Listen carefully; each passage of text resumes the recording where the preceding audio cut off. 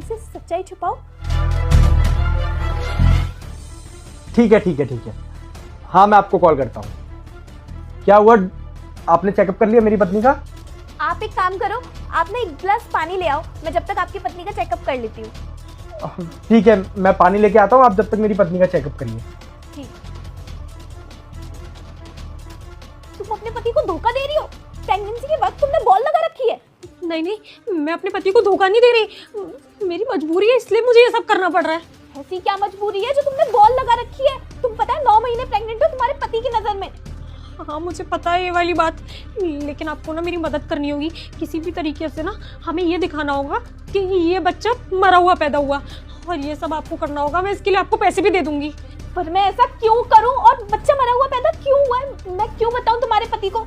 तुम्हारा पति बच्चा चाहता है तो बच्चा दे दो ना, उसको क्या प्रॉब्लम है? प्रॉब्लम ये है कि मैं मां नहीं बन सकती, और अगर मैंने अपने पति को ये सब कुछ बताया तो वो मुझे घर से बाहर निकाल देगा, क्योंकि मेरा पति और मेरी सास दोनों की मेंटालिटी बिल्कुल ऐसी ही है। पड़ोस में भी एक औरत के साथ में सेम हुआ था, वो मां नहीं बन सकती, तो उसको लेकर ना इन लोगों ने घर में बहुत बातें की थी, उसे बहुत जज किया था।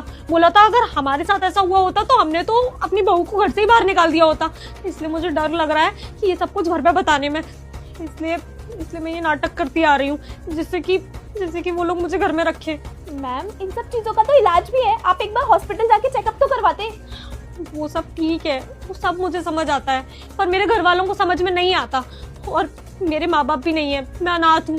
मेरे चाचा चाची ने मुझे पाल पोस कर बड़ा किया और उन्होंने मेरी शादी जहाँ उन्हें समझ आया वहाँ कर दी। अब उन लोगों को कोई फर्क नहीं पड़ता कि मैं यहाँ पर कैसे रह रही हूँ, इसलिए मैं अपने मायके भी नहीं जा सकती, इसलिए मेरी मजबूरी है ये सब कुछ करना। और अगर ये सच्चाई उनके सामने आ गई फिर तो वो तुम्हें भी नहीं छोड़ेंगे और मुझे भी नहीं छोड़ेंगे। इसलिए तो मुझे आपकी मदद चाहिए, प्लीज मेरी मदद कर दीजिए। अगर आप बोलेंगी कि बच्चा मरा हुआ पैदा हुआ है तो मेरे ऊपर कोई बात नहीं आएगी। ठीक है, मैं देखती हूँ। मैम मैं पानी ले आया। ठीक है, मैंने भी आपकी पत्नी का सारा चेकअप कर लिया है, सब कुछ नॉर्मल है, लेकिन मैं आपसे कुछ कहना चाहती हूँ कि 99% तो सब कुछ नॉर्मल होता है, लेकिन 1% चांसेस होते हैं कि बच्चा मरा हुआ पैदा हो। मैडम देखिए, बच्चा कैसा पैदा होगा और कैसा पैदा नहीं होगा वो सब तो ईश्वर के हाथ में है, ना इसमें आप कुछ कर सकते।